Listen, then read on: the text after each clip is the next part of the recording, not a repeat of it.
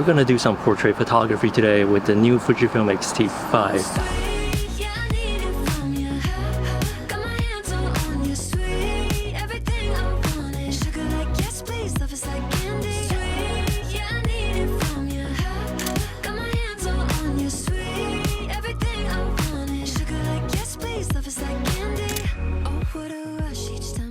Coming from the X-T2, I've actually never used the kit lens before, but I've heard great things about it. And it's like I have 4 lenses in just this one little lens here. The 18mm, which is like around 27, or pretty much at 28.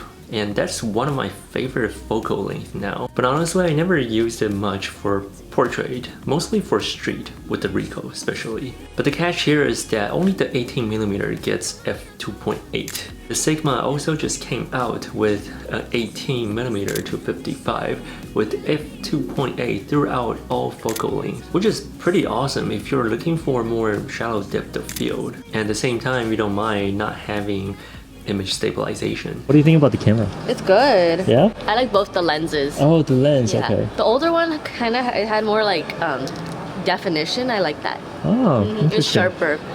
Made me look more chiseled. This one makes me look more yuan, like round, I feel. Oh, okay. Not in a bad way, just softer.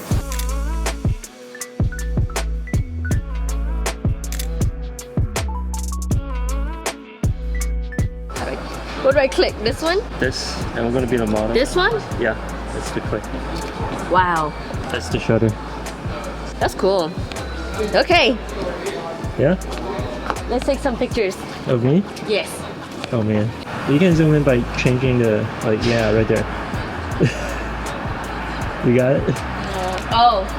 Alright, so I'm not really good at being a model. This is the only pose I know.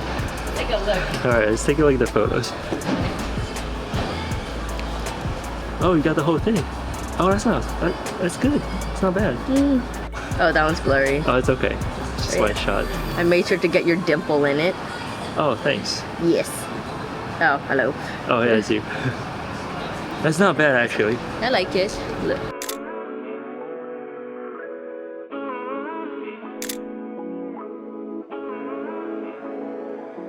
So let's have you sit like in one of those wooden chairs so we can have this background.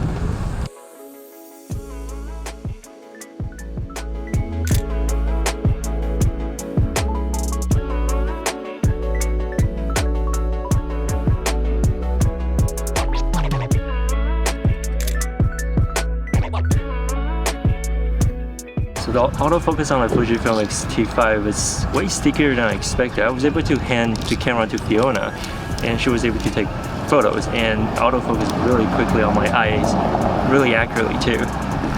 As for the handle of the camera, it is a photography first camera, and which I don't mind at all because of the 3-way tilt screen.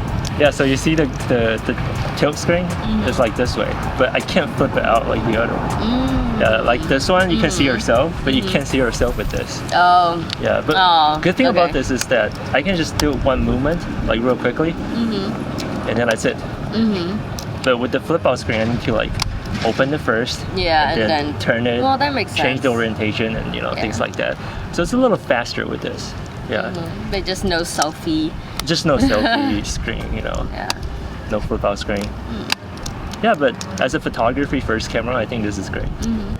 New photographer on the rise, photographing her feet pics.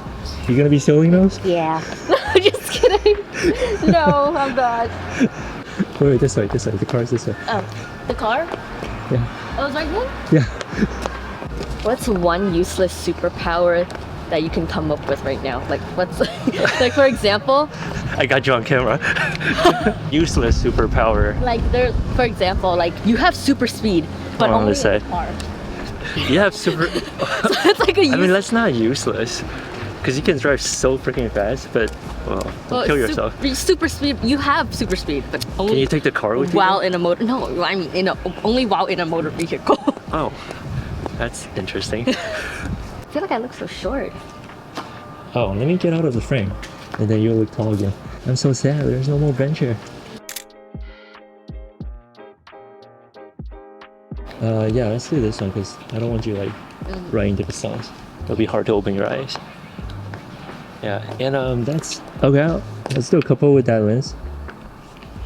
And I think eventually I'm gonna switch to my vintage lens with the 55mm f2. Using the Fujifilm 18-55 for portrait photos, it's definitely doable, but I wouldn't say it's ideal, especially at 55mm, because you can only shoot at f4. So most of the time today, I try to avoid shooting at 55 because you just won't be able to see that separation from the background for your subject, and especially not much of a bokeh here. And that is why I brought this vintage lens. We're now switched to the 50mm f2.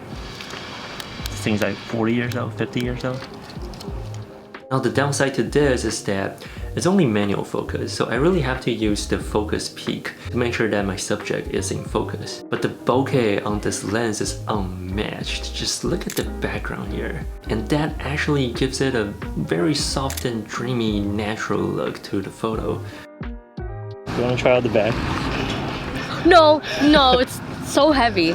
I can't lift it. It doesn't look that heavy. It looks like it's at least 50 pounds. No, it's not. It's probably like 40? 49. Oh my goodness, yeah, it's really heavy. I can't lift it. Okay. I can barely lift this one camera. I don't. It's heavy.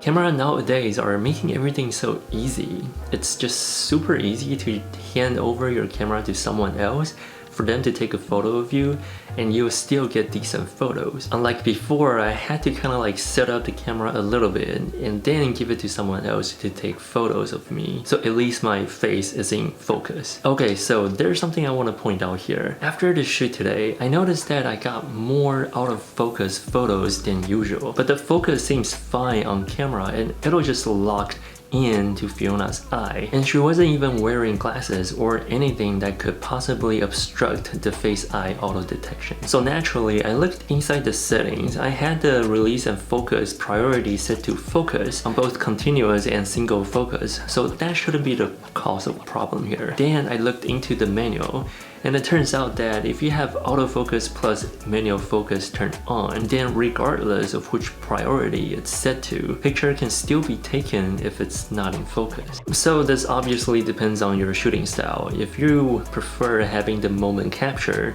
but at the same time might not be focused, then you can just keep the AF plus MF on. If you want to be able to capture more photos that's in focus, then just turn it off. Turn the autofocus plus manual focus off and keep everything in focus priority. This way you'll have a higher chance of capturing photos that's in focus. If you like videos like this, definitely check out this video next. With that being said, thank you so much for watching. I'll see you guys in the next one.